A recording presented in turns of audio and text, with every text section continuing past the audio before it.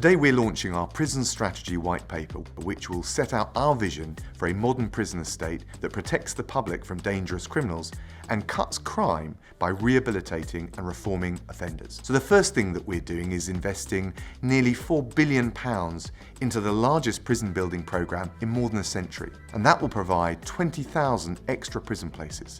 On top of that, we're investing an extra £550 million to tackle reoffending, because we know that the regime in prison is critical to cutting reoffending. So what does that involve? So the first thing we talk about in the white paper is the need for secure and stable prisons.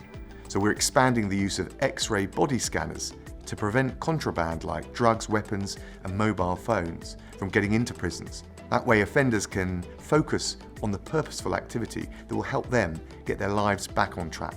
Next, we want to help prisoners beat their addiction. So there'll be zero tolerance to drugs, and prisoners will be assessed earlier, immediately once they arrive in prison, to see what addiction they've got. And then we'll put in place a plan to support them on a road to lasting recovery, with a far greater emphasis on abstinence-based methods for recovery. Next, we want prisoners to use their time in incarceration to gain the skills, the education that will enable them to seize the opportunity to grasp a second chance to live a better life once they're released.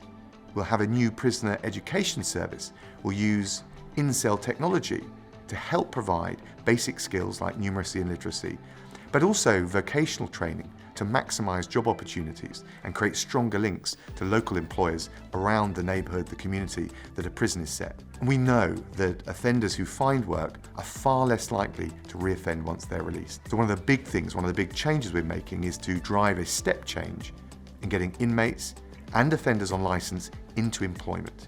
And we're supporting prisons to adapt their regime to make this a central strategic objective.